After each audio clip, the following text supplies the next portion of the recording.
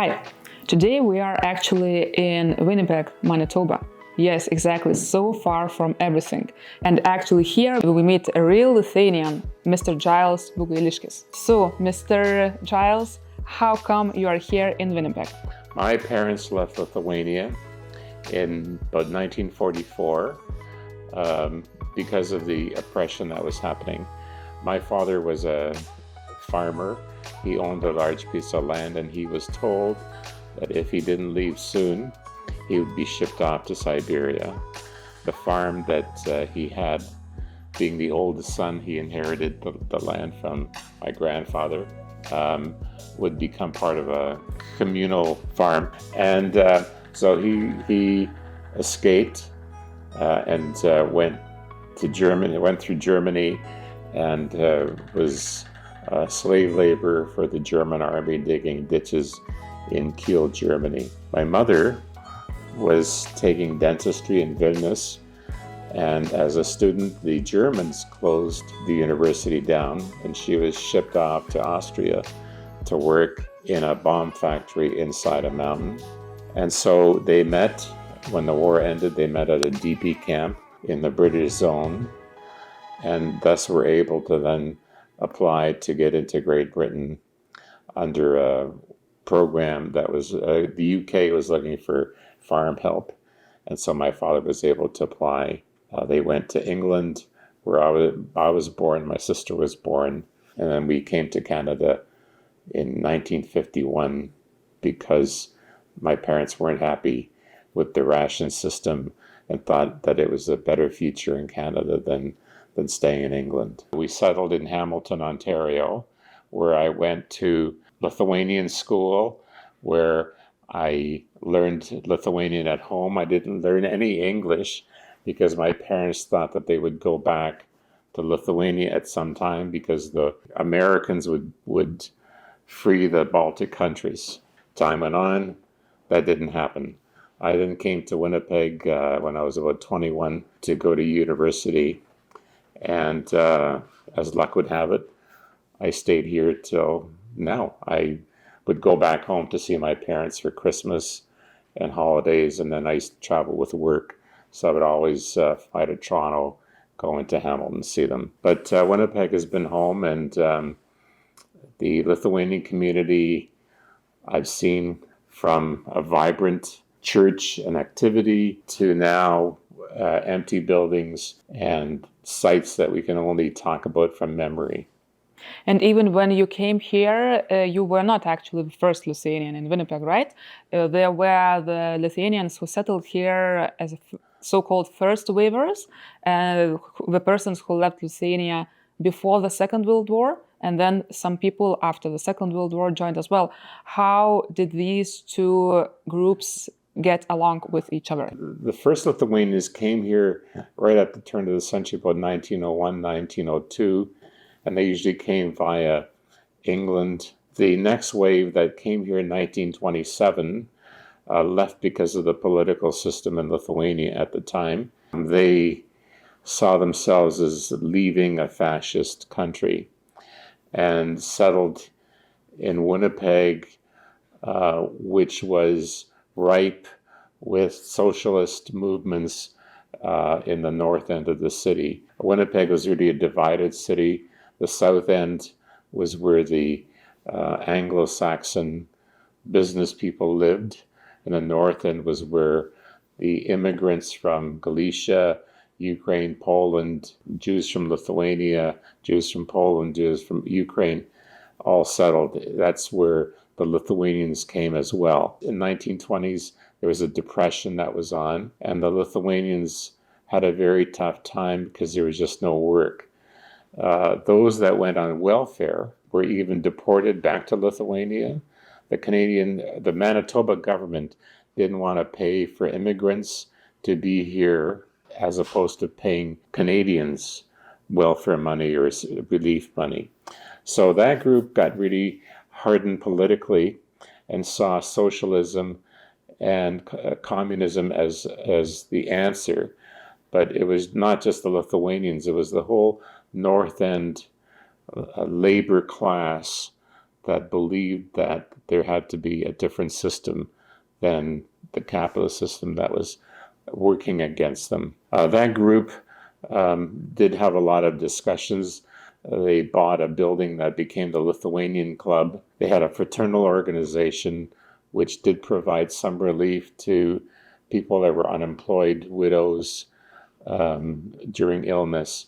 And this was a time before there was any kind of government funding, for health insurance, unemployment insurance, which we have the luxury now. Anyways, this group, there was a lot of tension between those that were true Marxists and those that were socialists. They had their own little banquets. They would organize plays. I mean, it was quite a vibrant community.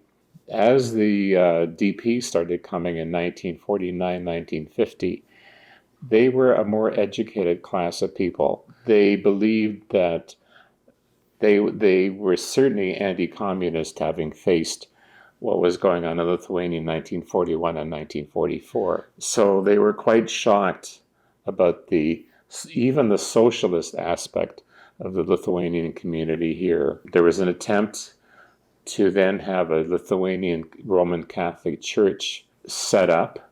They were looking for a priest that would come here. The diocese here in Winnipeg said, well, all Catholic churches you're welcome to, but they felt they needed a place that was their own, that would still relate to their cultural and traditional values. There was a Polish church that accepted them as well. But, through history, there's always hostilities between various ethnic groups, and they really didn't feel comfortable going to a Polish church. So eventually, Father Augustinas Žemaitis came via Montreal to Winnipeg, and he took on the initiative of building a Lithuanian church here. They had fundraisers. They asked for money across North America. People donated 25 cents a dollar. Anything towards building this church. Sadly, there were members of the club that came to become part of the church building organization to work against the priest and against the Catholic community. So it took them a while to find a lot, then to buy the lot. The city, they bought a lot from the city. The church was designed by an architect from Toronto, Kulpa-Kulpavičius, who designed a number of churches across North America. The church is designed in a really unique Lithuanian traditional style, taking very symbolic images of the sun, the moon, radiating crosses, and traditional Lithuanian motifs along the outside. The Lithuanian community started building the church by hand. They dug the basement and put up walls and were able to hold services in the basement for a number of years. As their finances increased, they were able to finish the church, and it became the major center for Lithuanian activity. There were Lithuanian school, there were dances, there were plays. And so all these young people that came here, in the 1950s had a place to socialize, to meet, to get married, to raise their children. Sadly, time goes by, the priest passes away, and by now the 50 years had gone by. The generations get weaker as time goes on in their cultural kind of heritage, and eventually, there were more Filipinos coming to church than Lithuanians. They were certainly very, very welcome, and they helped keep the church alive for several more years. With the priest passing away, that was the end of the church. The archbishop said, good luck, find your own way. And if it wasn't for a Polish-born, Lithuanian-speaking priest from the north end of Winnipeg who said, I can have a mass for you once a month in a chapel in the Polish church, and you can come and have the Lithuanian hymns and hear the language. And so that went on for several years, and then he got transferred to Saskatchewan, and that was the end of that.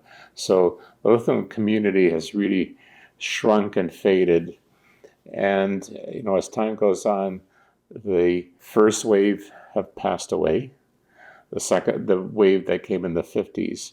Their children are now getting older and they're getting much more integrated into Canadian society. And so their kids no longer speak Lithuanian. And even for that second generation of people slightly younger than I am, they're interested in Lithuanian heritage, but the language and that belief in Lithuania as a country has faded. So what I try to do here is to have small events, and we have picnics and try to get people together to at least share food, share smells. You know, you can't really share language anymore because that's gone, sadly. You know, we talk about, oh, this is what my mother used to make, or this is the smell that I had when I was a kid. Mm-hmm. And so, you know, when you talk about gabalėliai Lietuvos, like little bits of Lithuania, it becomes more than artifacts of buildings. It becomes that kind of spiritual, social thing that is still in your DNA that connects you to the past. And sometimes it's really important to kind of recognize that as an aspect of culture more than just us. You know, yes, it's sad to see empty buildings, but, you know, when we still get together and we talk about, oh, you know, who makes the best kugelis or the best cepelinai, or the smell of them, or, you know, somebody makes Lithuanian cheese and that becomes part of a memory of growing up. Mm-hmm. So we still try to maintain that, even though, you know, the Lithuanian language isn't spoken that much here, and you know, the Lithuanian community is such as a handful of people. You know? Yeah, exactly. I just couldn't agree more, actually. But the thing is, like, although sadly the Lithuanian church is not working anymore and Lithuanian Club is also closed, still there is a Lithuanian circle of trees, Baltic trees actually, and a bench with commemorative plaque inviting everybody, especially Lithuanians, to sit on it, right? That's right. What's the story behind this? Well, the story of the tree was the Baltic Circle was that as you know, the first wave, the DPs that came in the 50s pass away, the kids inherit books, paper, newspaper clippings, and they don't know what to do with them. So in spite of my wife's concern, they drop stuff off on my front porch and leave, and it just shows up. And so, you know, or they phone me and say, well, can you go through it and see if there's anything important? And so this happened to me. I was going through some newspaper clippings, and I found a clipping showing people from the Baltic Federation, made up of the Latvian, Lithuanian, and Estonians, who in 1967 planted a circle of trees here in Winnipeg at Assiniboia Park. And it was to commemorate Canada's centennial and to acknowledge how important it was that Canada accepted these immigrants and how grateful they were. And so they planted these trees. Some of these trees, the seedlings, came from Lithuania and Latvia. And now years have gone by when I found this piece. I didn't recognize anybody there. And I certainly was wondering, well, what happened to this Baltic Circle? So this is now at least 20 to 25 years after these trees had been planted. I got in touch with Assiniboia Park, and I asked them, okay, does anybody know where this circle is? And 2 years later, they responded saying, no, we don't know. And then eventually somebody came back and said, oh, we think it's... And so when you look, you can see that now some of the trees have died. You know, I mean, trees, everything has a lifespan, but you can still see the circle. So to me, it was important to kind of commemorate this bit of lost history. So I said to the park that it'd be great if they would plant a tree to actually commemorate. And this is a few years ago, this would be 2019, 2020, to at least commemorate this site. And so they agreed to put in a tree. They said, well, you know, you can also have a park bench, which led us to then saying, well, you know, we should put a plaque on this bench to at least so that people know that this is a specific site in the park. I found a sponsor from a Lithuanian family, the Balčiūnai, who kindly donated money towards the plaque. And it now becomes a site that Lithuanians look for. In the winter, they can still see the top of the bench through the snow, and they go over there and look at it. And it's a positive event. You know, when you look at the church, and the church is closed, it's kind of sad. And when you look at the Lithuanian Club, that's closed. Well, here there's something still growing, and this small tree will be around for a very long time. And hopefully that some Lithuanians will still remember 10 or 20 years from now, you know, what the significance of this area is. We thank Mr. Bugailiškis for keeping Lithuanian flame alive here so far in Canada, Winnipeg, Manitoba. And if you are interested to learn more about Lithuanian heritage abroad, stay tuned.